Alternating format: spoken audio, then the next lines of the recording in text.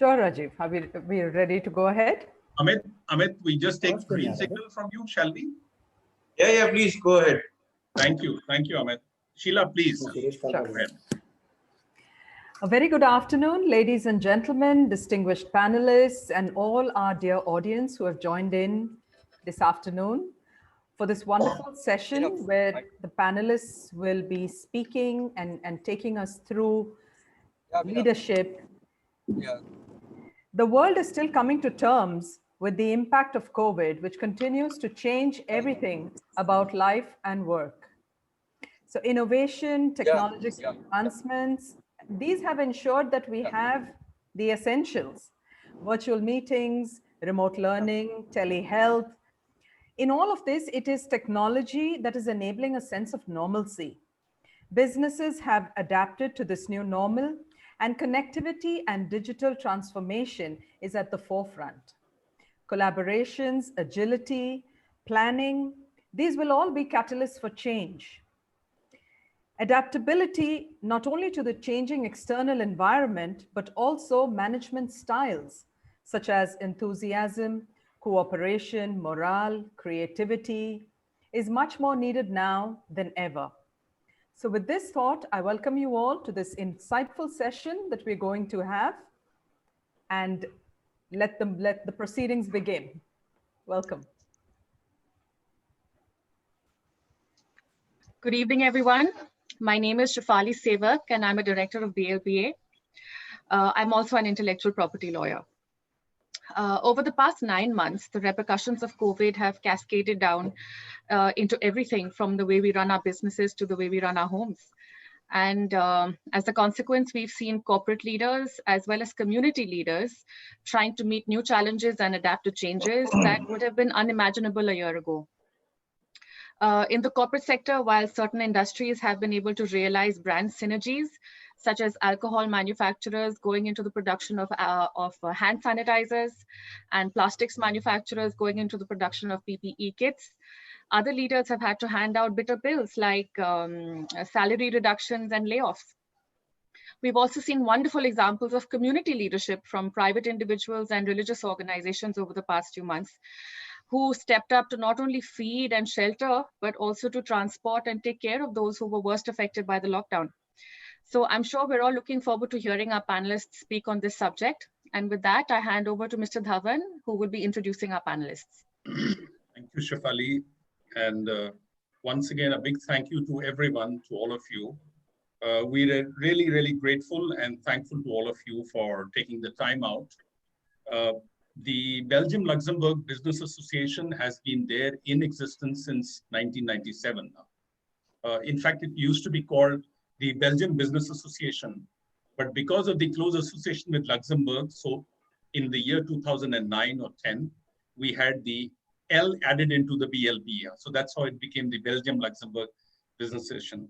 Around the same period of time, we also signed a kind of an informal MOU with IBLCCI in Mumbai. And the idea was basically that the two chapters essentially of the Belgium-Luxembourg business bodies, one which is more centric on Delhi side and the other which is more in Mumbai and Maharashtra and Pune as a catchment, can collaborate essentially for issues which are of common interest, And I must say that even though there was a period of time that we kind of lost track with each other, but this COVID and this pandemic has kind of brought us once again together because it's kind of de-necessitated the need to, kind of physically take a plane or travel or have physical meetings. So we realized all this wonderful tool called Zoom or Skype or Teams or everything else, even though we all know that, at some point of time, a fatigue factor does set in and, you sometimes itch to really go out and have physical meeting with each other. And I think that time is also probably not too far. So we have to all remain optimistic and, give credit to science. And I'm sure, science will get us through all this, as it has got us through, a lot of issues in the past also. So we've had, wonderful events this year. And a lot of the people I see on the screen have been very instrumental in organizing that or, getting us there. It's been on IPR as what Shefali just mentioned. It's been on FinTech that we had recently. It's been on real estate. It's been on growing business smart choices, which was headed by K.S. Ahluwalia.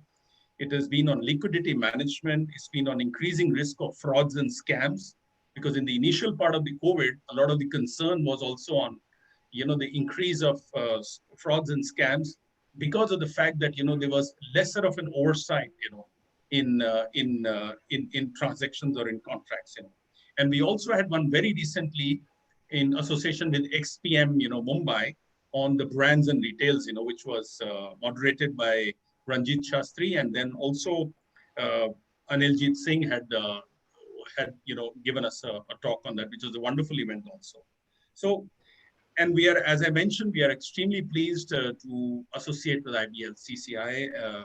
My friend Raman Madhok, I know from many years, even though we did not meet many often, but it is wonderful, the fact that he could join us today. And of course, Vivek joining as a successor coming on board, it's wonderful. So coming to the subjects, we thought that, we often talk about different diverse subjects as webinars, but we thought it's a great idea that we take leadership as a kind of a series of discussions, And this, I must say, that the idea came, I sounded out my friend K.S. Ahluwalia, and he gave this wonderful idea that, you should take it like a series of events, rather than, just one-off, because it's something which is evergreen, something which is ever important for an organization.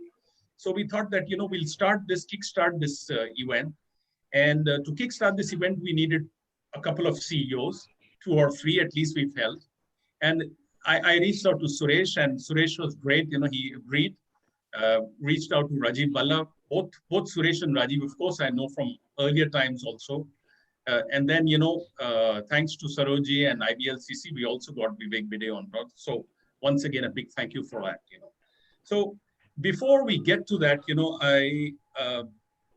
I just have one thing to say, which is basically that I think what Jack Welch said, and this is something worth quoting, and he said that before you are a leader, success is all about growing yourself.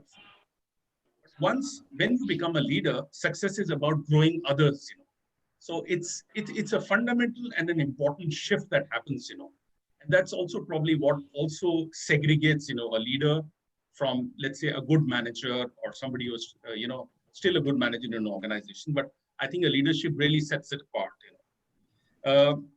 It's really my honor to once again introduce the 3 speakers. So I'll start with Suresh. Suresh is the Vice President and Managing Director, India, for the SI Group. We used to be called Schneckteddy International in the past, which was New York-based entity.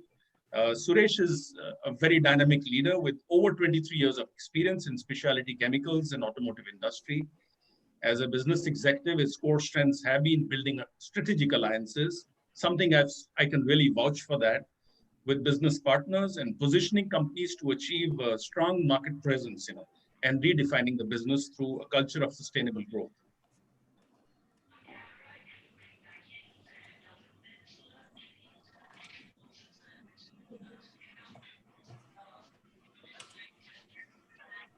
I guess technological.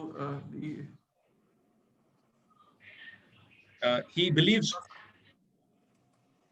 I think Rajiv a little bit overdid for me, and that's why. In between, Rajiv. Sorry? He lost you in between, actually.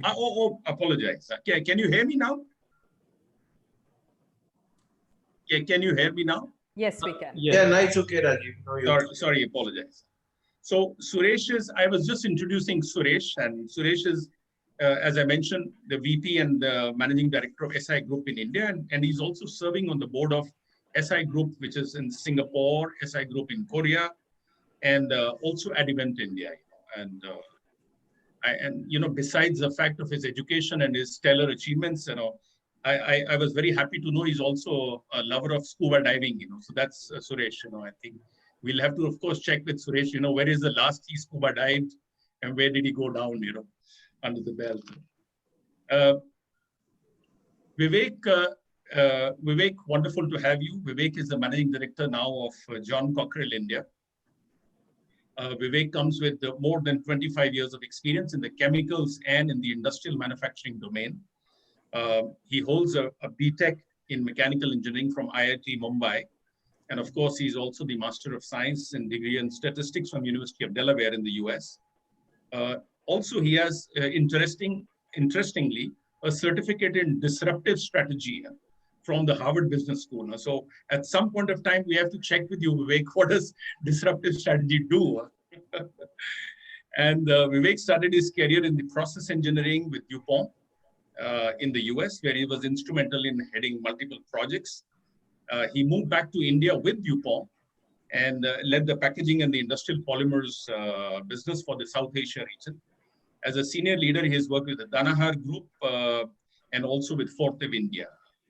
And in his last assignment, he was the group president of Fortive India. So Vivek comes with excellent leadership qualities, and his geographical exposure over the years has been very vast. So we'll, of course, learn from him. And thank you, Vivek, once again for coming over. Thank you. And last but not the least, is friend Rajiv Bhalla, who's the managing director for Barco in India. Rajiv is of Barco Electronic Systems in India, which is a 100% subsidiary of Barco NV of Belgium, which is, I think, $1 billion entity. He's an industry veteran with 27 years of senior leadership position and exposure, and he has successfully driven the growth of Barco's local footprint in the Indian market. And in his role at the organization, Rajiv spearheads the formulation and execution of business strategies, driving the business for growth.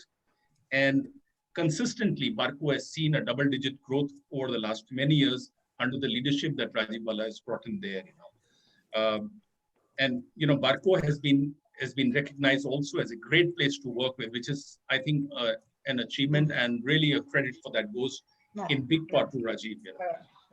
He's an electronics engineer and with an MBA from IMI Delhi, and he holds key position with global technology leaders in the past, with Intel, with Microsoft, and Thomson Consumer Electronics.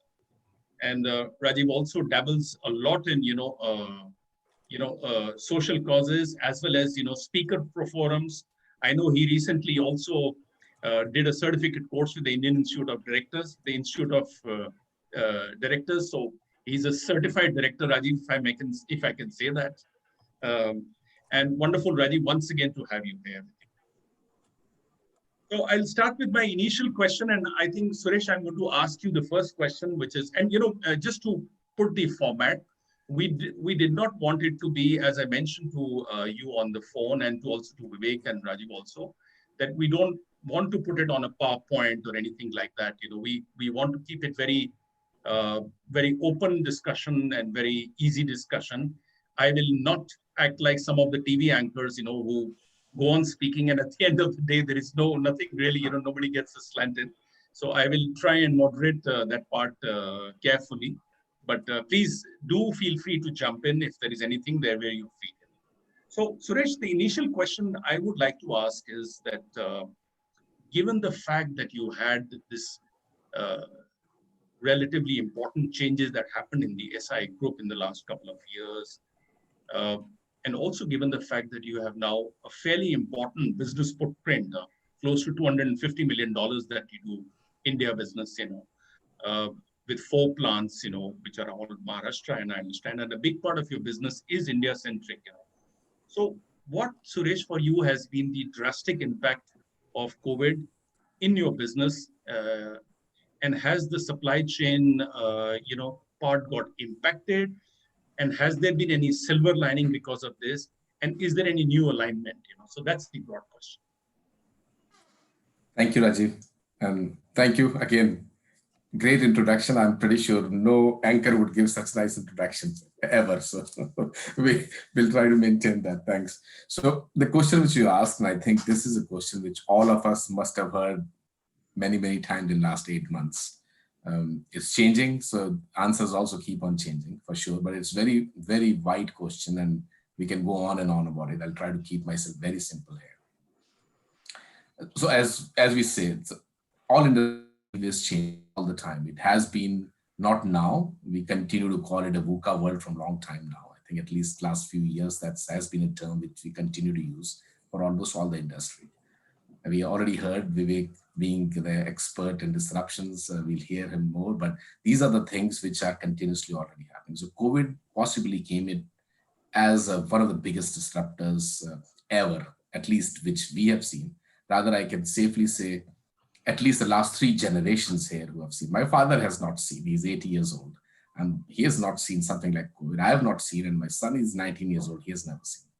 So I can say there are 3 generations safely who have no idea how to handle such a situation. So we all are learning, we all are students. Some of us are ahead on a learning curve because of the exposures which we quickly got, and some are lesser, but I think we all are learning on it, and we still don't know where we stand. So it's again a very, very wide question. What I would say here is every industry, and again, if I can use that phrase, which I used many times before on the same topic, is it's like we are all in the same storm, but we are not in the same boat. Our boats are different. We are in a chemical industry. So we basically serve the essential chemical industry. Out of 4 plants, 1 plant is something which serves all the essentials. So right from day 1, I think when the lockdown was declared, within 3 to 4 days, we got all the permissions to run the plant because we will have to serve that industry. But then it becomes even more difficult. I mean, some of my industry leader friends, they were rather that time feeling jealous that we were starting the plant and they could not because they were not part of essential. But very quickly we realized it was not a boon that time. It was not easy to run the plant with 25% of the employee strength for a plant which needs 100% because we are a hazardous chemical plant and we really have a lot of safety. Even to shut down the plant itself, we need 20% of the employees coming. And we got first permission to run the plant on 25% of our employees. Then it changed to 50% and then it to 75% and 100% from time to time. And it was continuously changing, so it was not easy. So one thing is we learned a lot to continue running a plant which is chemical, hazardous products, etc., and need to keep everybody safe, not only from that, but also from COVID, because some people were very enthusiastic to come. We had to tell them, don't be that courageous, stay at home. Somebody like me. So I should not be in the plant, and I was like itching to go to our plant. So some people like me need to be told that stop, stay at home, work from home. And there are some people who are supposed to be in the plant because they have to run the machines. We cannot have our oxidizers at home. So they needed to go to plant, but they were afraid to go to. So a lot of balancing act, which we had to do in our industry. So it's a completely different ballgame versus, let's say, if I would have been working in a software industry, where, yes, you all have to just arrange the laptops or the desktops at home and you can work. So that is one basic learning I would say coming out of COVID is although the problem was same for everybody, but the treatment was different. The resource allocations were different. The way of handling the problem was different. The expectation from the government was different. The expectation from the people were different. So it makes it one big problem, but if you really see, it was like hundreds of different smaller problems for different industries. So that is one learning definitely which we have. Second thing I would say is, yes, everybody saw the supply chain disruptions across industry. And when I say supply chain disruption, it is not only for the raw materials.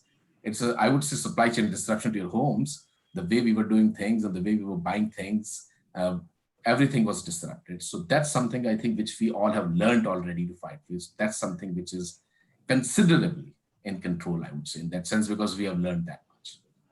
But the third thing which I would say here again is even critically important is we do not know it is over or not yet. And that's the biggest problem. Because we are a global company, I have friends at US, there are presidential elections happening and we all know what is happening there. But then the most, I think for me, more critical thing is they have gone 120,000 new cases yesterday. I was less worried about whether Bhide is going to come or Trump is going to return. I was more worried about its 120,000 cases. So this is what we do not know. And they are there in the third phase. Europe is in their second phase. We in India are in our first phase, which is still coming down. But we don't know whether the first phase is over or we are going to see another phase. So cutting the long story short, because this is a topic which can go on, and I would love to hear our other friends say on this topic. But the thing is, we do not know where do we stand today. And I think these kind of discussions which we're having today with experts like Mr. Aluwali, I think he's talking to many people and our friends on the panel and the other guests. we like to understand what other people think. So I think this is something for me, I would really like to learn today, what we are thinking in my company. Is it the same in alignment with other people are thinking? And that's what is going to help us today. So thank you, Rajiv. Thank you. Long answer, but that's no. the topic is tonight. We will, of course, we'll come back to you on that. Another thing that, somebody said, I think it was Peter Drucker, and Rajiv, I'm coming to you. He said, management is about doing things right. Leadership is about doing right things. So there is a difference. Now, I know that Barco is a global leader in collaboration and visualization technology, and tremendous scope in healthcare, in the entertainment, and also in the enterprise in general, Rajiv. What key challenges, Rajiv, would you say that you have faced, immediate and over the long term? So, Rajiv, back again. We've looked at COVID as a 2-year marathon, which none of us had actually enrolled for, right? It's a long process. And as Suresh mentioned, it's not a one-size-fits-all approach. And all of us as leaders are in that ship that is stuck in turbulent water, and you're keeping on adjusting your sails. You have to adjust your sails. You can't just sit and say, hey, things will improve. You've got to fight it out, and you've got to navigate. I won't use the word repivot because I think it's been used too much these days.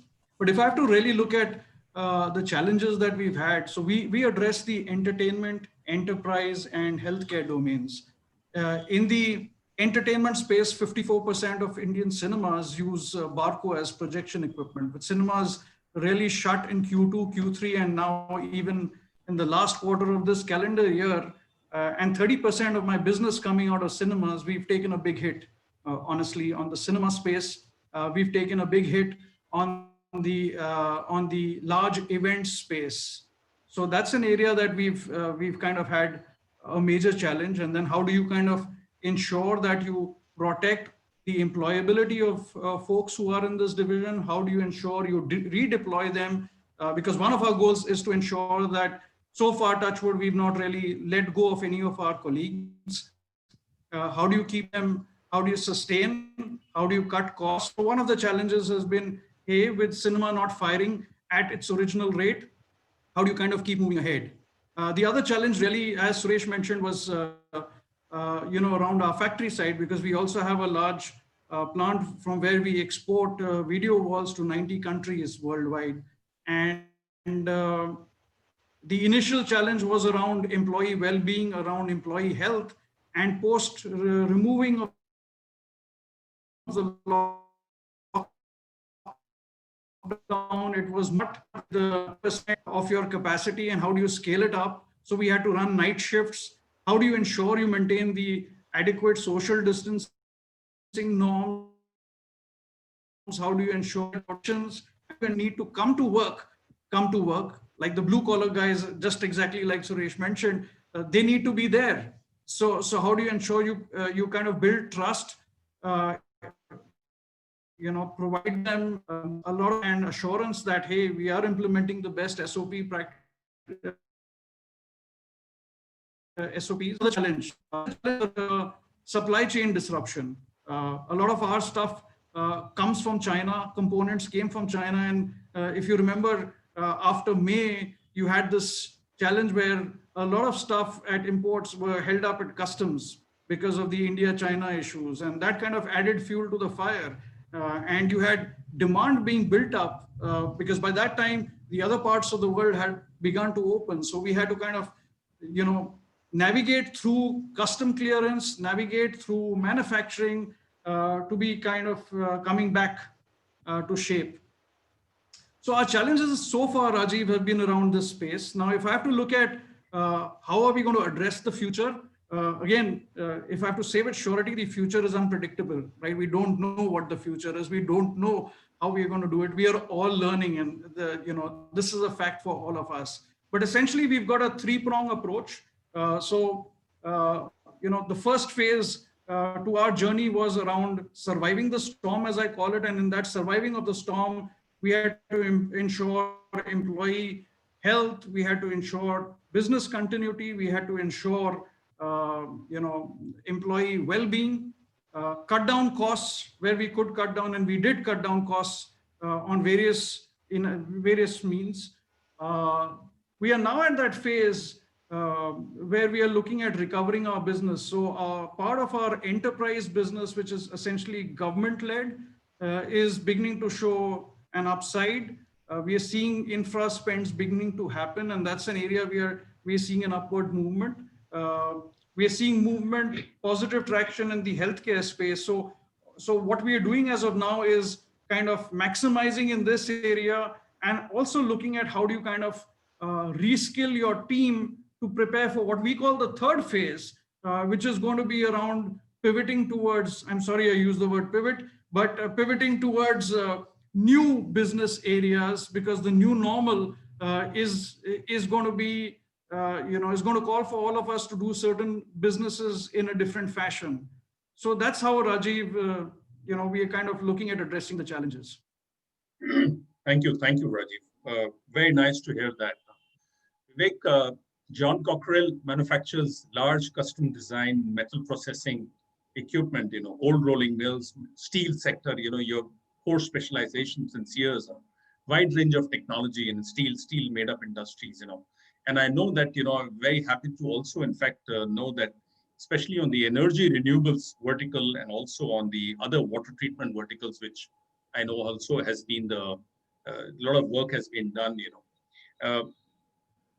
From your, this state-of-the-art workshop in Taloja, and I know that, it's really a cutting-edge design that you offer. But this year must have been, Vivek, a particularly difficult one, because I know that Q2, Q3, practically, there was a complete collapse, Once again, what was the impact on your business? And if you can just kindly highlight that. Sure. So, Rajiv, thank you for giving me an opportunity to be a part of this panel. I think steel industry is a very important industry as far as India is concerned. It contributes about 2% of the GDP. And, about 60% of the steel demand is in support of the construction and infrastructure segments, and about 20% in automotive, and then remaining in smaller, capital goods and piping and tubes. And India, as we all know, it's a consumption-led growth, whereas China is an investment-led growth. So in India, although over the course of last 10 years or so, the steel production overall has grown very nicely, and India is now the #2 steel producer in the world, and also has ambitious plans to go from 100 million tons to 300 million tons by 2020. All of that will come only when there is adequate spending by the government, because government spending becomes a critical success factor. Every new job that gets created in the steel sector creates 7 to 8 other jobs in the other sectors. And so as I was coming on board, around the February timeframe, I was really trying to understand the dynamics in the marketplace. And that's when this crisis happened, right? And we were beginning to see the signs of a slowdown, but then COVID certainly accelerated the marketplace changes even more dramatically. I mean, just to put things in perspective, our major customers like Tata Steel and JSW Steel, they suspended all the large capital projects that have been ongoing. And that had a ripple effect on our business, because all of a sudden, we were counting on those capital projects to help deliver, major contribution towards our revenue and operating margins, and those projects are all stalled now. Secondly, there is a large degree of consolidation happening in the marketplace with regards to our customers base, which means the bargaining power of the customers is becoming very, very strong, and the competition is quickly moving more towards the cost-based pricing as opposed to value-based pricing. And so this creates, on top of the challenges in the sector, this creates a very interesting dynamic in the marketplace itself. But I think there were 3 steps that I would say we decided to take as a group. And John Cockerill as a group, as some of you know, is a 200-year-old group. So naturally, it has gone through many such storms in the past, and that wisdom comes in handy in dealing with these sorts of challenges, although unprecedented, but then you still have to ride through. And so the first and foremost important for us was managing the current crisis well. I call the current crisis necessarily a health crisis, but also a humanitarian crisis. And you have to do things to make sure that all of your employees are safe, and the communities in which you operate your manufacturing plants, they get the necessary support from you as well. So helping our employees with COVID sensitive procedures, making sure we are taking care of their well-being, was the first priority. Second priority for us obviously was to conserve cash because of the major project suspensions, and no new business coming in. We literally had to focus on how do we really conserve every penny that we have, and we had to take certain tough decisions and actions as a result. We had to freeze all the common things that you would hear across, like freezing salary increases, freezing promotions. We also had to voluntarily take salary reductions, and then also take care of certain restructuring within the company. But the last part of it is more important for me because I think managing the health crisis, focusing on conservation of cash, are 2 important elements. But the third and the most important to me is also how do you prepare the organization to come out of this crisis in a stronger way? And this is where one has to really focus on what you can control to really regain the competitiveness in the marketplace. And one of the things that we decided to do is, number one, we're not going to let the virus control our emotions. We are going to control, our own destiny. The challenges that are in front of us, but then where are the opportunities for growth coming in? And what are the disruptions that we can create in the future by focusing on doing our project executions well within the company? Ongoing process. And I think a crisis like this can certainly, give you challenges as well as opportunity to grow.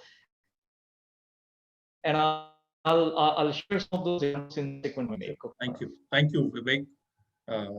Excellent point. Suresh, how would you describe your leadership style? How do you get others to use your ideas, your thought process? If you can just give us a few pointers on that.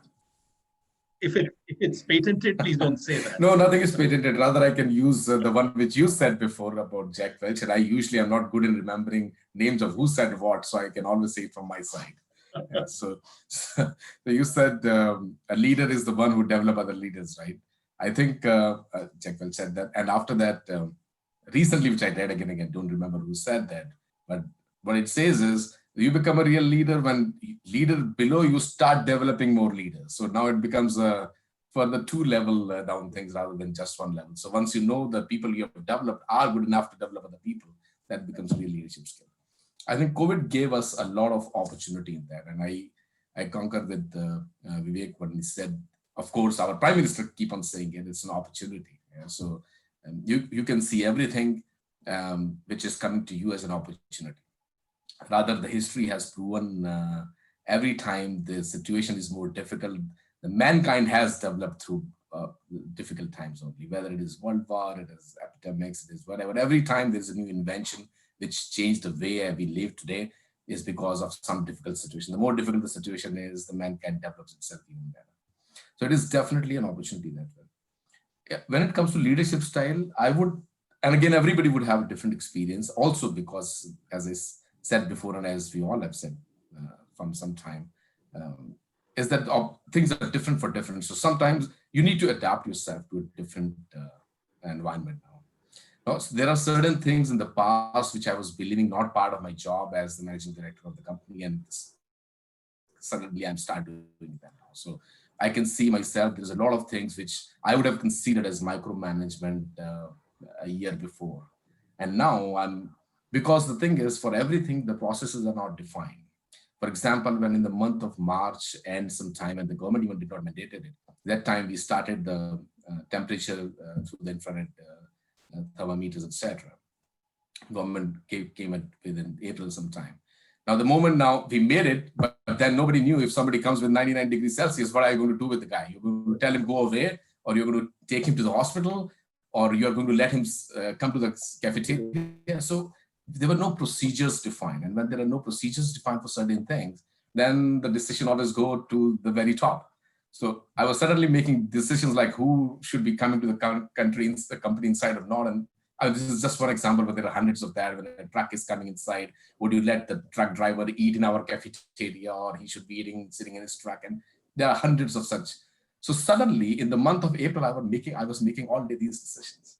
I was like, I never thought of I'm going to do this kind of micromanagement in my life. But that's how we learned that, okay, fine. Right now, nothing is not your job. Everything is your job. And I think the message goes to everybody in the team.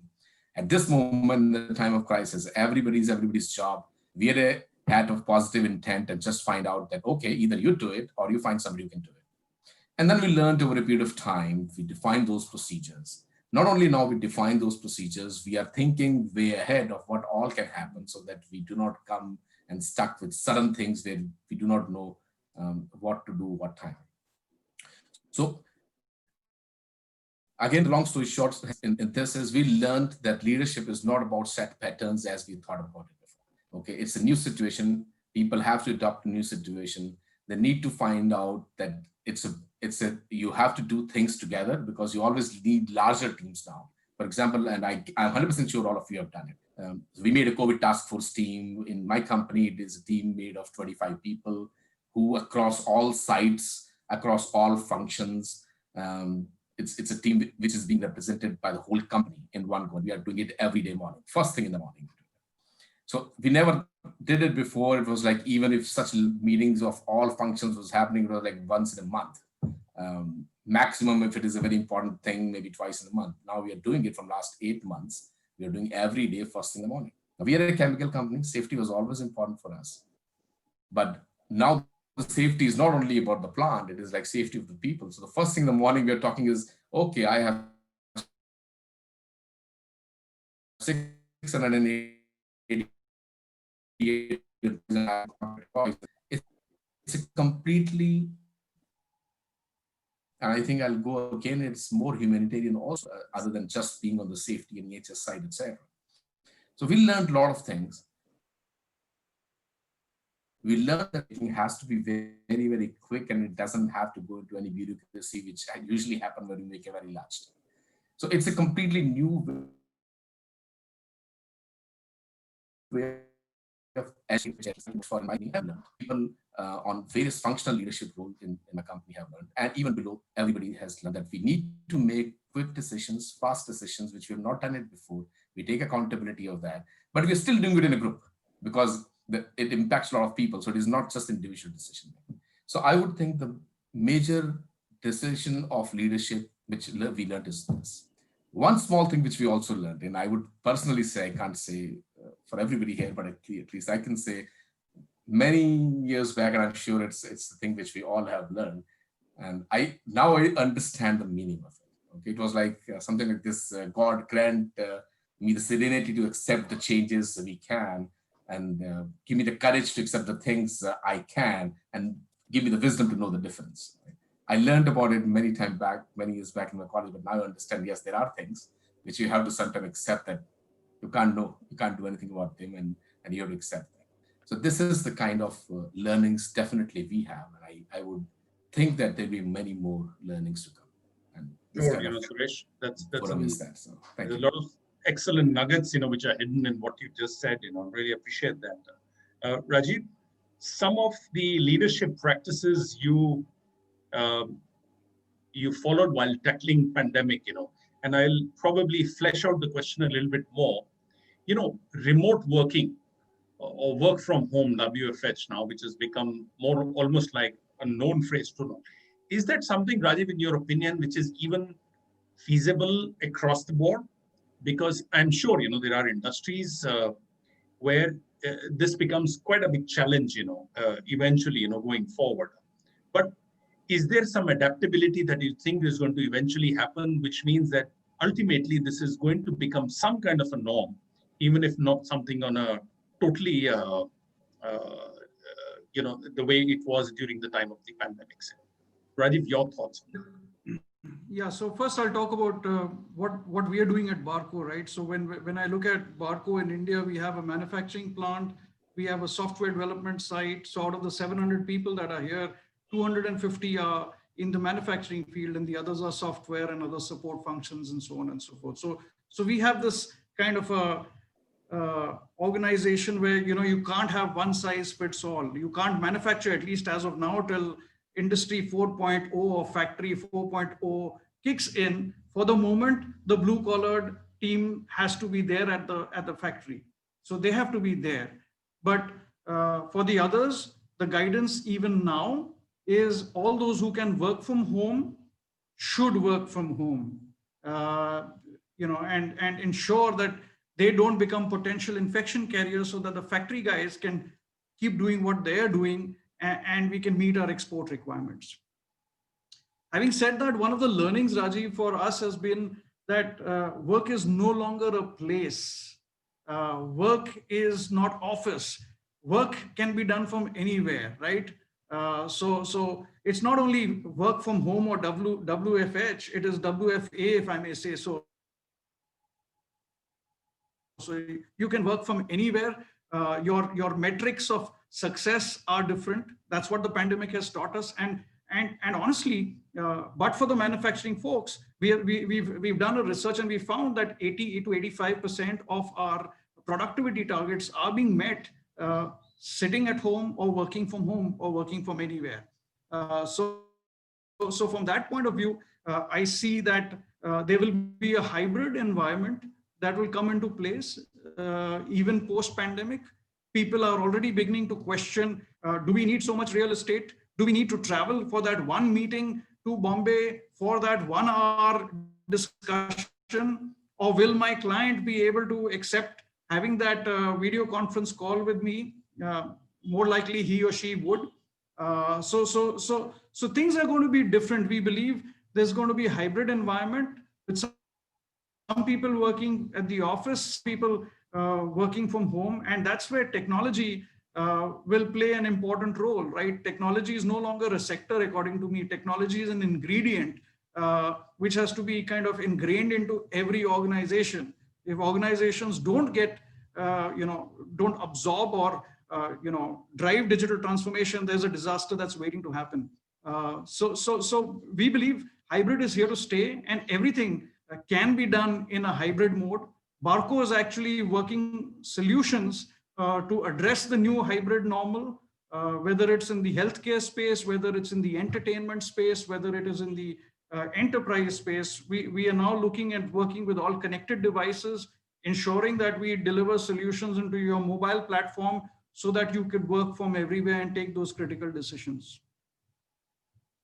Rajiv, what you said makes a lot of sense, and I remember somewhere, you also mentioned the 3C approach, which is, so I think so when you go into leadership per se, I mean, I believe honestly there's never been a more important time to kind of build trust, right?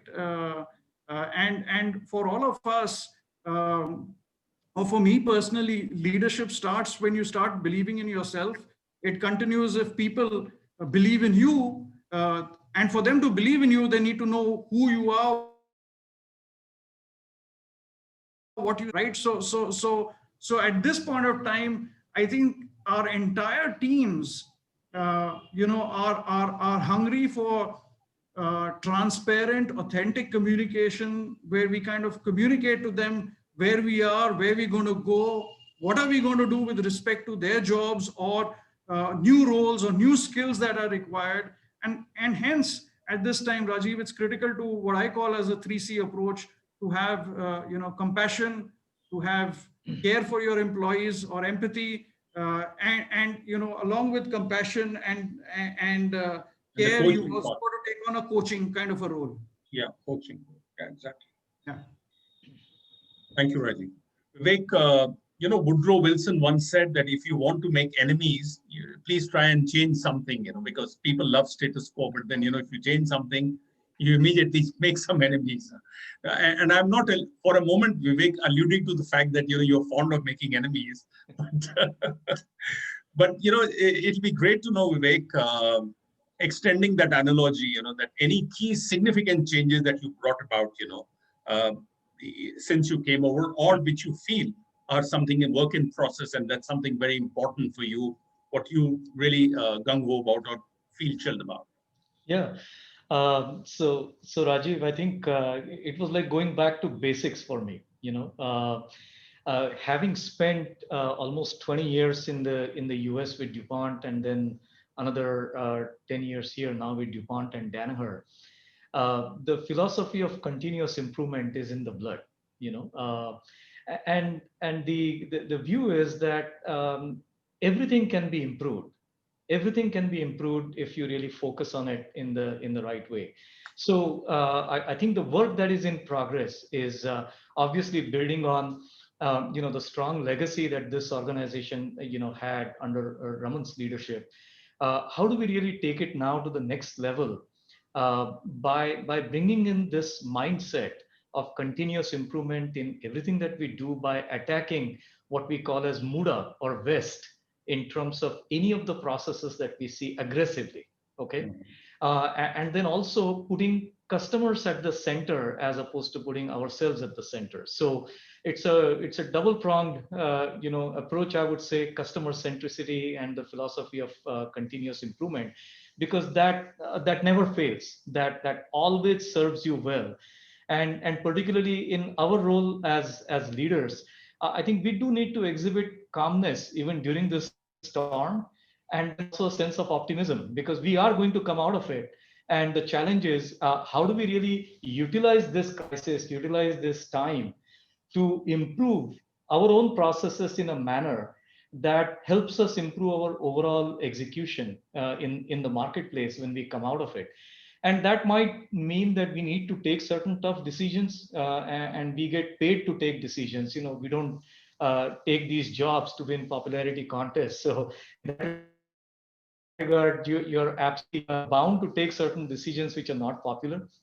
But at the same time, learning from this crisis and looking at everything that can be improved, because I keep reminding my own leadership team, our competition is not with outside world, our competition is with ourselves. And if we truly focus on how can I be better today compared to I was yesterday, and then have that same philosophy transpire through the entire organization, imagine the power of that if every single person believes in it, and then starts acting in the manner that they are going to do something better today compared to yesterday. In this process, Rajiv, I would also say that we need to be a lifelong learner. I've always believed in this. And I think learning from this crisis is extremely important. I think Rajiv Bhalla also pointed towards this, that how do we strengthen the digital spine of this company, is something we do need to focus on and make appropriate investments, because we clearly, this crisis has shown certain weaknesses that we have in the system as well. So the role of the leader in my mind is more situational. You do need to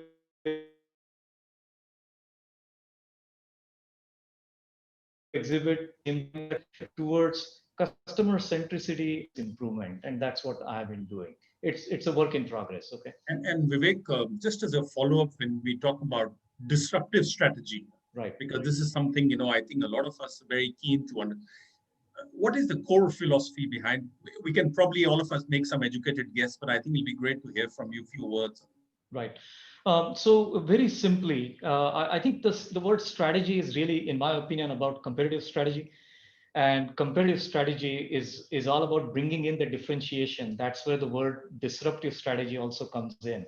Now, how do you bring in differentiation? You can certainly bring in differentiation by doing the same thing that your competition is doing, but doing it better. Or you can bring in the differentiation by focusing on doing something that is completely different and that will surprise the competition. And so it's elements of both of these, that sort of bring in the differentiation and ultimately the disruption. I think too much theory, but that in a nutshell is the idea that we are working towards. So whatever we do, how do we do that better than the competition?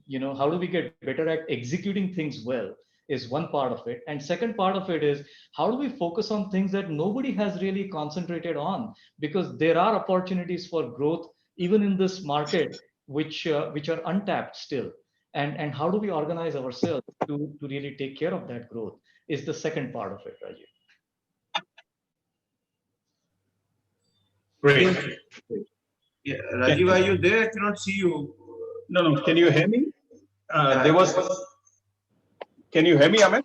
Yeah. Now it's okay. Okay. Sorry. There was some internet issue, for a second. Sorry for that. So I heard you, Vivek. We just go to. I have a question for Rajiv. You mentioned about the hybrid workplace and you talked about the remote working. Now going forward, for you, what would you say, Rajiv, are the key one or two things that you're most going to focus on? Given the fact that what has happened, this particular year, and within the organization, I'm sure there would have been a lot of churning that would have happened. Discussions, churning discussions. How do you refocus? Is there a refocus back on how do you really optimize resources? Is putting your people first approach, reskilling them, coaching them, getting them really up to the mark? Is that something which is going to be the most important on your priority? So what are the one or two priorities that you're looking at?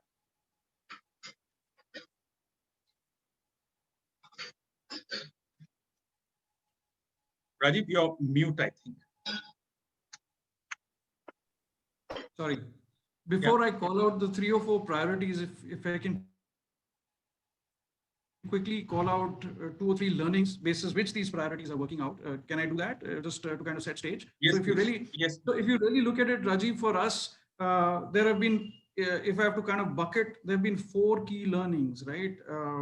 The biggest learning is physical proximity isn't the only way to connect, right? You can be anywhere and you can connect from anywhere. And that's where one of our strategies, the hybrid strategy, comes into play. The second thing is around, the thing that I mentioned on work, right? Work is not a place, work is outcomes and results. So you can work from anywhere, and there comes the second strategy on what we want to do with reference to how we want to work in future. And the third strategy is around the fact that, as I said, every company is a digital company. And when I say digital company, it means that there's need to kind of reskill our talent. And there comes that third strategy around, what we believe are going to be key pivots or key pillars for this digital strategy. In our mind's eye, it's around upskilling our employees or reskilling our employees to be able to address, or be more conversant with machine learning, AI, big data, and so on and so forth. So there's clearly a talent reskilling exercise that will take place. So that's the initiative along with the third learning that we've had. And the fourth one that we've had is, hey, you can do more with less. And we've learned that, right?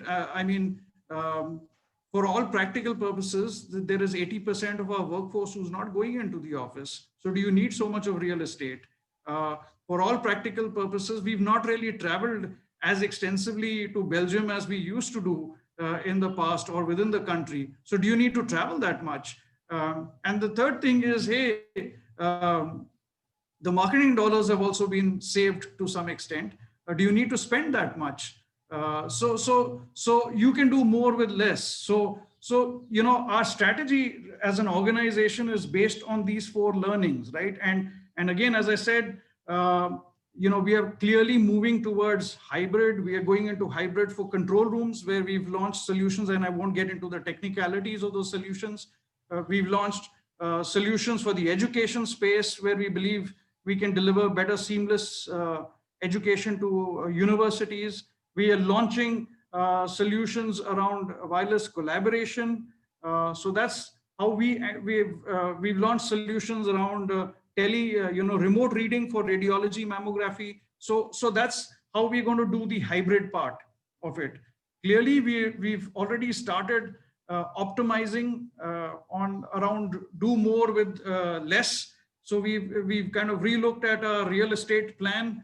We've relooked at how much office space we need. Although yesterday I just inaugurated a large software development site of ours, but we're relooking at real estate consumption. So we're going to work that out. The third thing that we've already been doing aggressively is around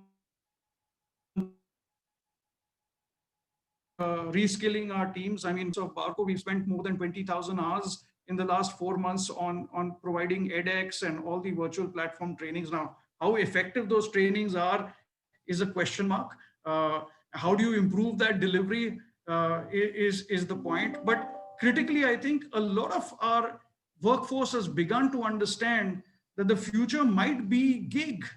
The future might be consultant kind of workforce that might come, from anywhere and do that job. And how are they going to kind of diversify their skill set is something that everybody in Barco understands and is working towards. So these are a few things, Rajiv. I might not have been very structured, but these are a few things that we've done.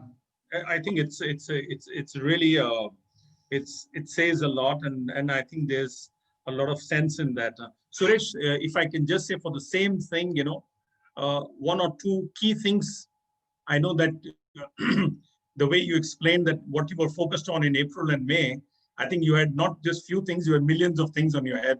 But then, let's say if I were just to take that part away, the granular part, and assume that that got structured, now going forward as a leader, what do you think that you want to focus on? A couple of things, really good to be top on your plate. So very easy, no more details on this. First thing is safety. Safety for our employees, for our operations, nothing is more than that. And for that, we are doing different things which we've not done in the past. Like I never thought about an employee assistance program, which our HR came up with. We are doing that. And of course, safety for our employees, that's first. But yes, we have a company to make money. We are not an NGO. So of course, we need to have better cash flows and profits, but I think that's part of always the culture. But safety is the most important thing which we are doing today for all our employees, very clearly. Vivek, can I put it also for you, the same thing?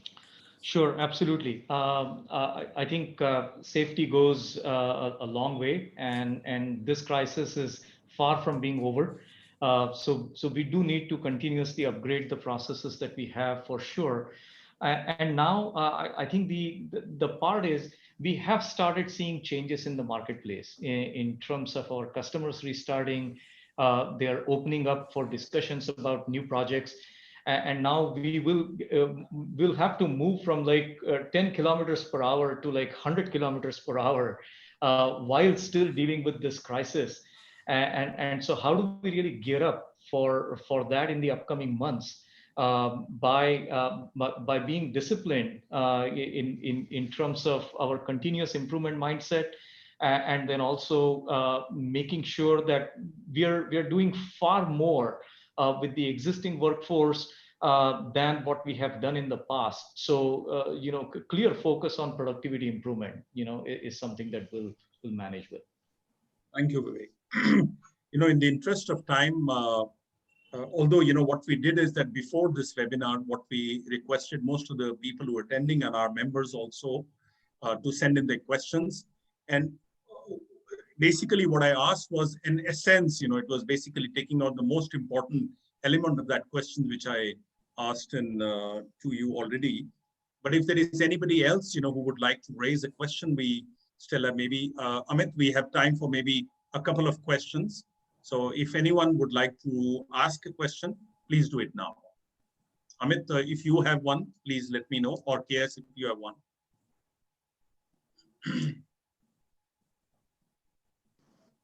Yeah, Nutan, please go ahead. Yeah, Mr. Dhawan, this is, I think, a common question to everybody, all our distinguished guests. that yes, like Mr. Bhalla just said, that it is all about reskilling, and Mr. Vivek said that India is a consumption market.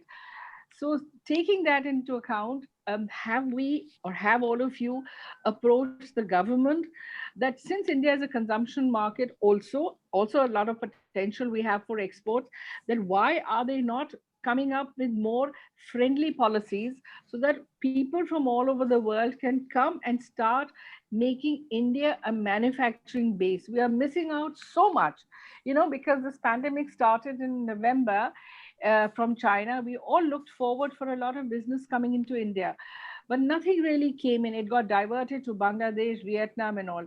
We are an English-speaking country. I mean, most of us speak that. We are intelligent. We have good set of people who are got good degrees. So why has not the industry put forth this to the government? So I think I could ask all of you to just one by one give your inputs, please. I'll give a very good interest of time. Thank you, Nutan. Very good question. And I can tell you, this is my favorite question because this is what we are working on. So thank you for asking this. Good. Okay. So I know what you're saying is, and I think, again, it's different set of thought processes. Some people are more optimistic than others and things like that. We always expect a lot from our government, whatever government it was and whatever government it is, of course, and there's a lot of improvement needed. The fact of the matter is, at this moment, I can say in my 23 years of experience in the industry, I think this is the time where I can see there is a very serious effort happening from the government side where they are helping us to produce more.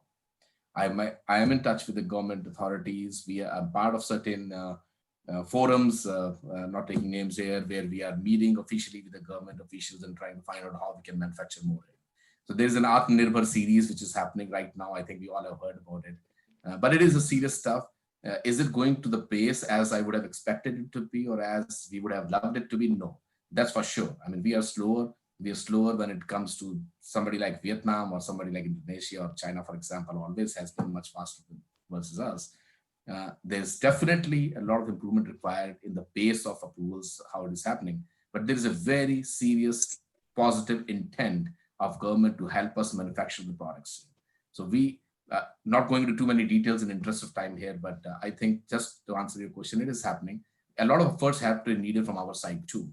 We kept on cribbing for many, many years, and I'm part of that group also who cribbed a lot in the past. But at the same time, we need to show our intent. If government is helping us, if they are coming one step, are we going 2 steps or not? I'm not even saying 1 step each. I think it's in interest of us that we are ready to go 2 and 3 steps if the government is coming 1 step. But that's happening. So short answer, yes, it's happening, but we will see in the coming years it's happening. So thank you.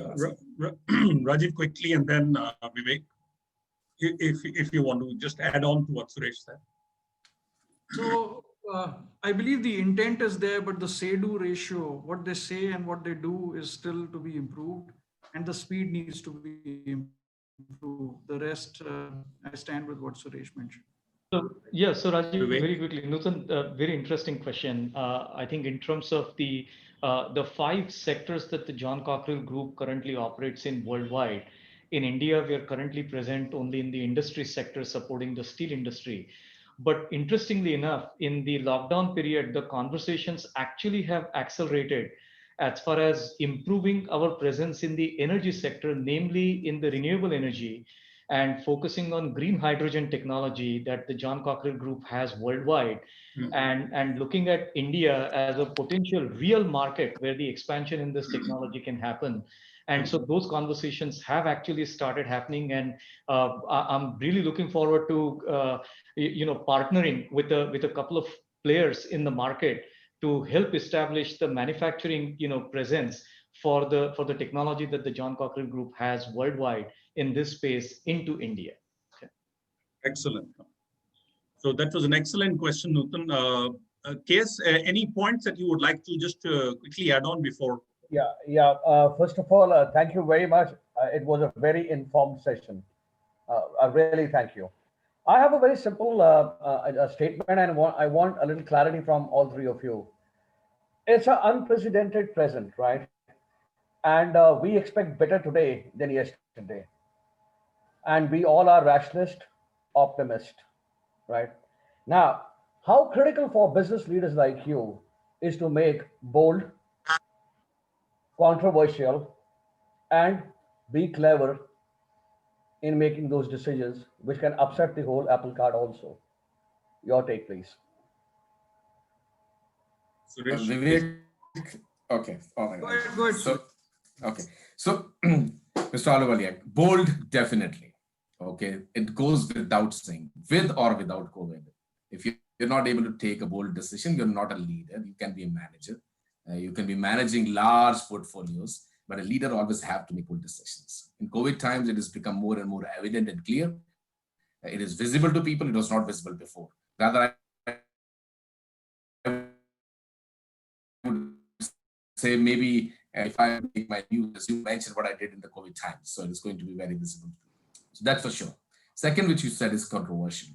Now, controversial is a controversial word. So it is difficult to say whether you have to take. A leader's job is to make controversial looks easy and simple.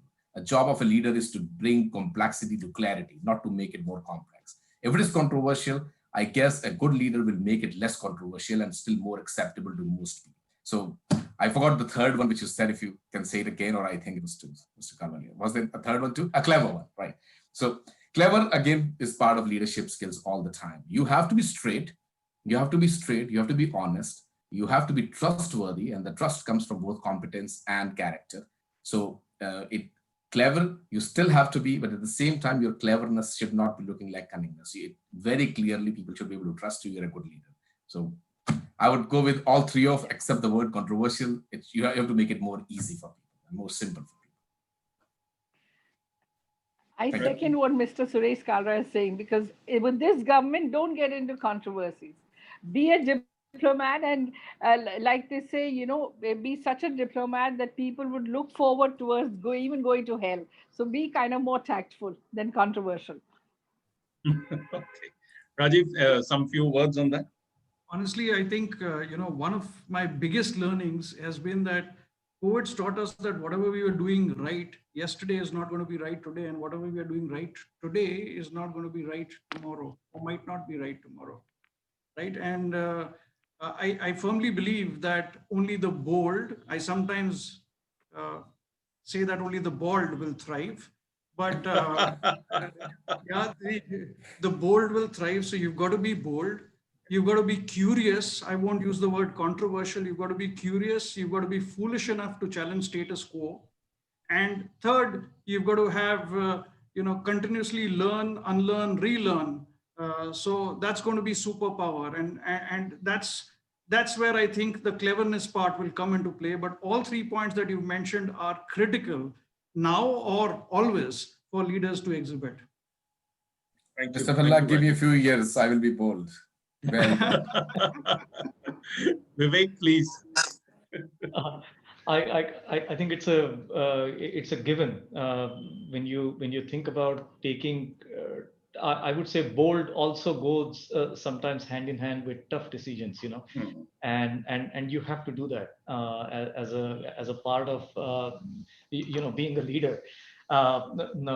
Controversial. It depends on the context. It depends on the context. Not everything you need to do has to be a controversial thing.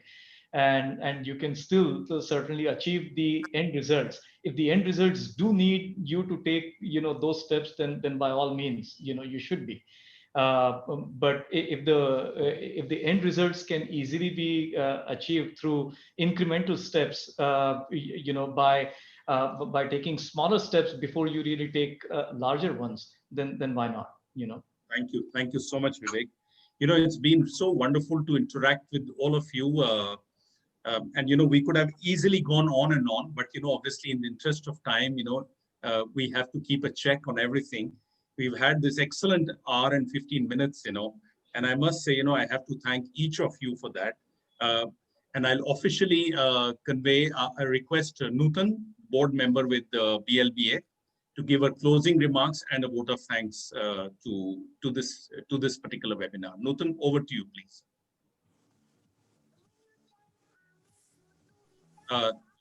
Is Nutan there?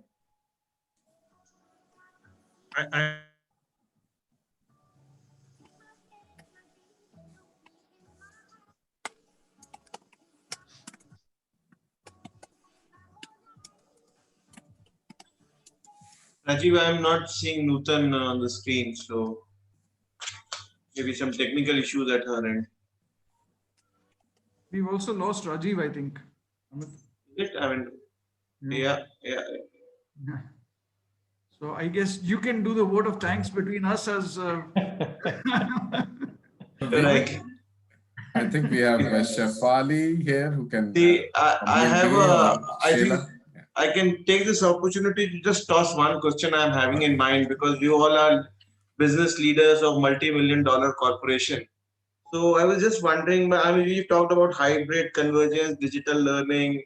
So what is in store for SMEs? I mean, SMEs, I feel more and more opportunities being created by SME due to its own reason, because the corporates are streamlining, or people are wanting to get into their own kind of a startup.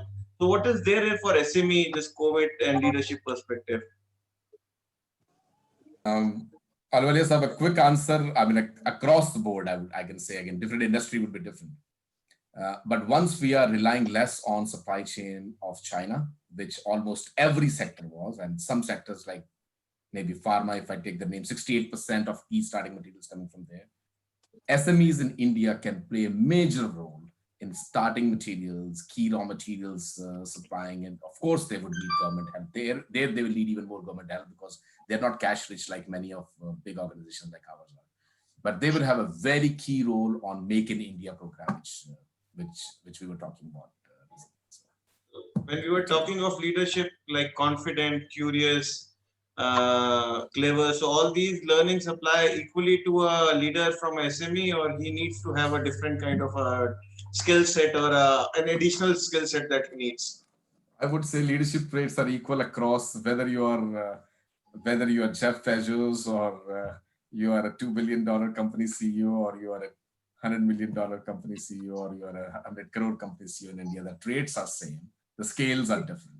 The traits should be same. The only thing I'd add, Amit, is you've got to dare to see, as an SME, if you want to fail, you should fail fast, because you might not have the deep pockets that larger multinats have, and hence failing fast if you have to fail, and then seeing reality the way it is and taking certain hard calls becomes fast, and in an agile way becomes more crucial, because your ability to survive through the storm is slightly less than the other guys. So that's the only difference that I'd add. Thank you, Rajiv. I mean, that's crucial. Vivek, Rajiv, Rajiv Dhawan, while you were not here, I tossed up a question which was there in my mind. So utilizing that, while you were, I tossed up a question. So Vivek, you like to add something for the SME? I mean, in particular. Yeah, I think the thing that I would say is really developing the niche, right? I think thinking about where your competitive advantage will come from, and then strengthening that as an SME is also equally critical, in my opinion. So, Amit, if I can just give a little information with your permission. Yeah, always, yes, please. Yeah, in the last 6 weeks, out of 11 sectors, 6 in the SMEs have given a double-digit growth, and they are companies less than 300 crores. So the big organizations are in for a soup now, because if these guys grow like this, they're going to be a great competitor to them. So let's watch the fun. So let's raise a toast to SME. I feel that this is a era for SME probably. Yeah. Okay, Rajiv, over to you. But I do not see Nutan in the list of participants. No, I think Nutan probably logged off because she had some other work.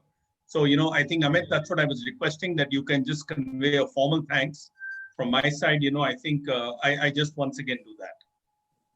Okay, so thank you, Rajiv. And that's a great honor. And it had come at end. If probably I was aware, I would have picked up some nice things to quote them or to summarize.